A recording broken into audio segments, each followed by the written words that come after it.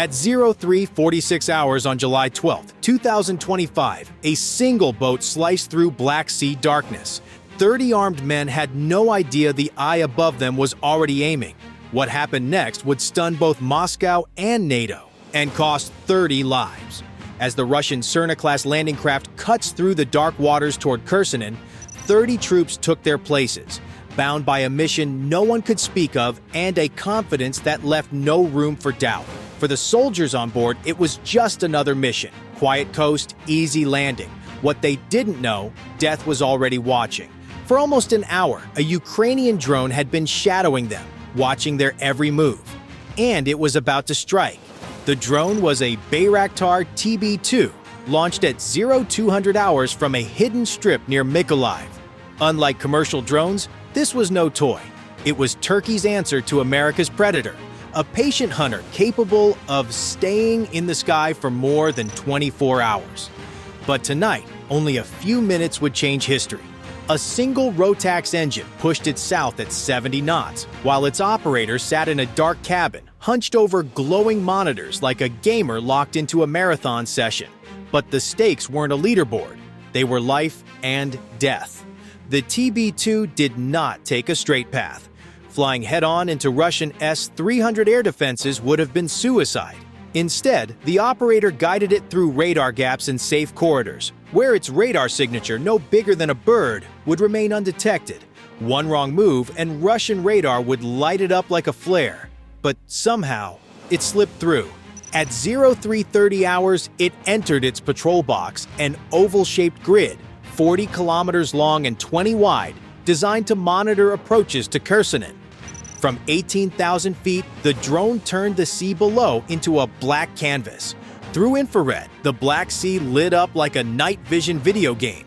Engines glowed like burning coals, wakes stretched out like glowing scars across the water, and tiny human shapes moved about like pieces on a board game, unaware that someone else was playing.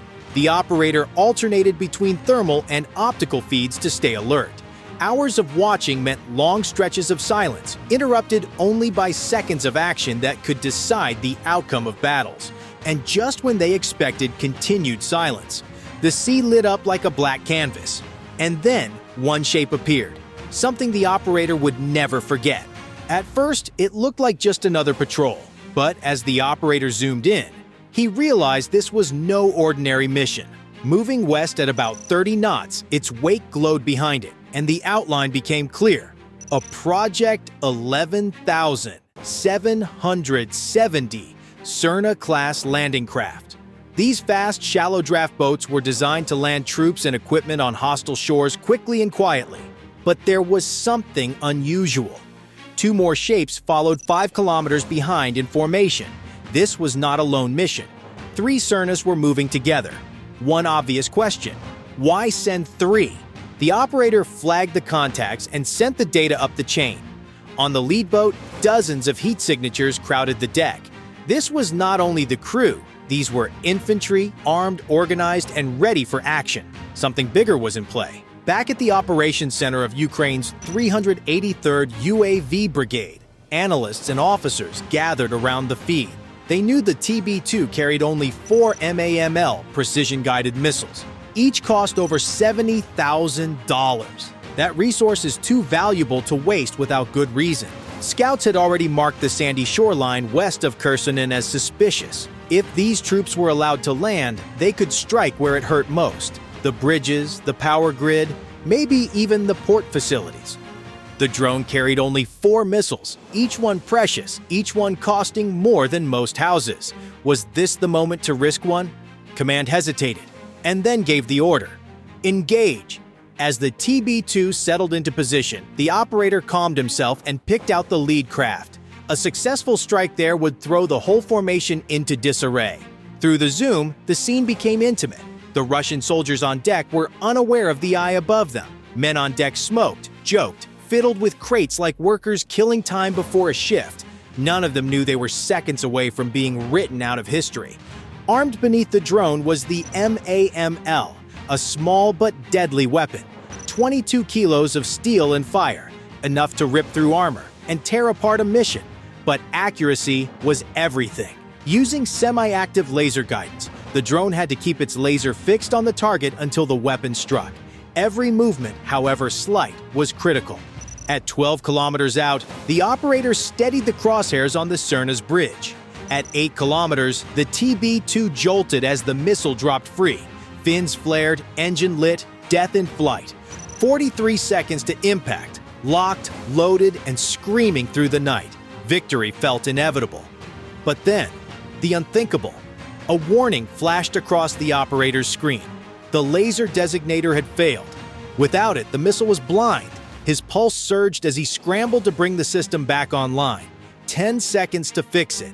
At last, the beam snapped into place. The missile caught the light, veering back toward the Serna's bridge. The operator exhaled and held his aim steady, and impact! The explosion ripped through the vessel's heart. Steel twisted like paper and fire raced across the deck at a speed that reminded everyone of a brutal truth. Physics doesn't negotiate. But what happened next shocked even Ukrainian commanders. A second blast ripped through the deck. What were those crates? Jets of white-hot fire burst upward, far too violent for mere fuel or ammunition cooking off. Analysts leaned forward. This boat was not just carrying troops, it was carrying sabotage equipment, high explosives, and demolition charges meant for infrastructure attacks inside Ukraine. The crates thrown overboard moments before impact confirmed it. Russia had been sending a covert sabotage team by sea. The Serna was gutted, debris was scattered across the water. Waterproof crates floated to the surface, Cyrillic letters visible even through the night optics. The evidence was clear. But what happened next was almost as shocking as the strike itself. Surely, the escorts would rush in to save their comrades. Instead, they turned and fled. They did not search for survivors.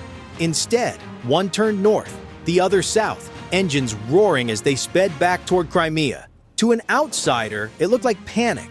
To those familiar with Russian special operations, it was doctrine. Sabotage teams operated under brutal rules. Secrecy outweighed survival. If a mission was compromised, recovery was not part of the plan. The officers on the escorting boats knew what was at stake.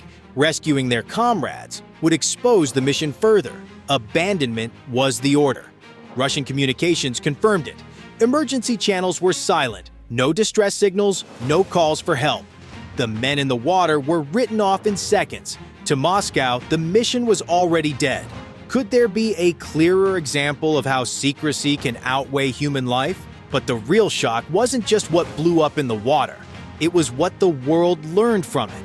Not only had they eliminated 30 highly trained operatives, but they had also exposed one of Russia's darkest plans. The evidence was undeniable. The video footage, the intercepted signals, the floating crates. It was a propaganda victory as much as a tactical one.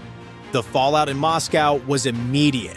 Questions raced through the Kremlin. Who had authorized such a risky mission so close to Ukrainian defenses?